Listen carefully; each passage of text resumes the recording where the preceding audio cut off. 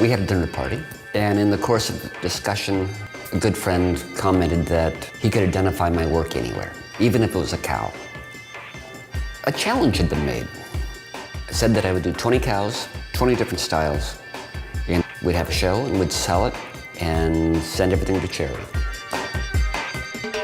I've been involved with the arts my entire life, and the whole idea of why the show is titled Cows 101, it's an art survey based on cows, and trying to pick a piece or a style from different schools of thought, starting with Vermeer 1600s to current day. This is my first show since college. I have spent my professional life as an animator, as a graphic designer, worked in the field for 30 years. I think one of the bigger influences for me, artistically, was Chuck Jones and Warner Brothers, the Looney Tunes. Loved cartoons. It's a 50s style fill in the holes that I grew up with. Leger is somebody who's not well known. How he started viewing the world was part of geometric form, and then heavily shading into that. Part of that technique that he developed was rediscovered in the WPA art movement, sometimes called social realism. He's also considered one of the forerunners of the pop art movement. One of the things in playing with something like a Chagall, whose roots are so tied into his faith, that within all of the figures that otherwise show up within one of those paintings, there's an interrelationship to the faith and to the symbolism of that faith. And I wrestled with that. So rather, I wanted to capture some of the movement that he played with, and then bringing up some different types of imagery, emulating that without trying to steal it. The Magritte ripoff is way too simple. I think everybody has seen the man with the bowler hat with the apple in front, and I just couldn't pass it up and put a beefsteak tomato in front. He's a surrealist, very political, social commentary. It was fun. Francis Bacon, I couldn't resist. Very macabre imagery, very bright colors, juicy almost. And I figured no better way than just to make a bunch of steak out of it all. I like the Rothko myself. I've never done one.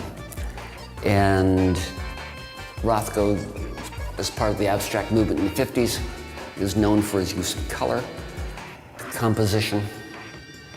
This was an eye-opener for me in terms of working wet palette, rough edges. Normally I'm very precise, and this was a different experience for me.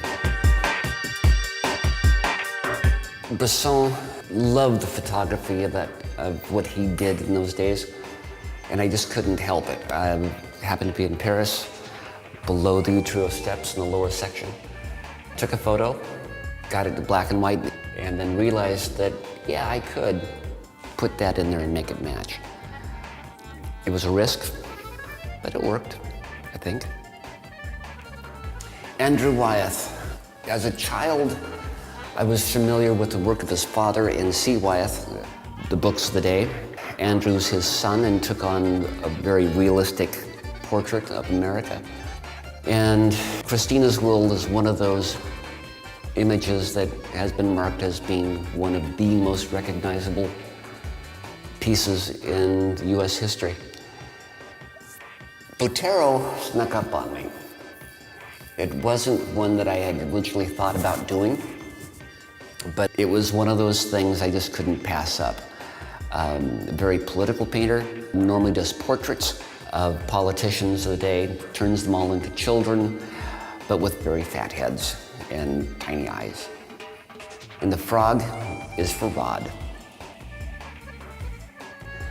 And then Max Grover. As we talked about this whole process, it was just one of those things that arrived that we had to do. and to emulate one of the styles of work that he has done and is known for locally. It's like, the board and cow you can't not use. These are my own. In looking at or trying to figure out what in the world I was going to do, I decided to go someplace entirely different. It's 140-pound watercolor paper that's been raised. This one I call Holstein, by the way. Have to think of it in terms of black and whites, I guess. And this is simply the shadow.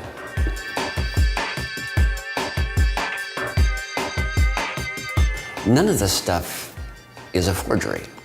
It's not meant to be a forgery. It's more of an homage. Within the spirit of what that painting was, I could get away with anything.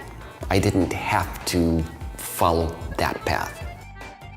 And I think with maybe a couple of exceptions, none of these people ever did cows. Made it a real safe territory.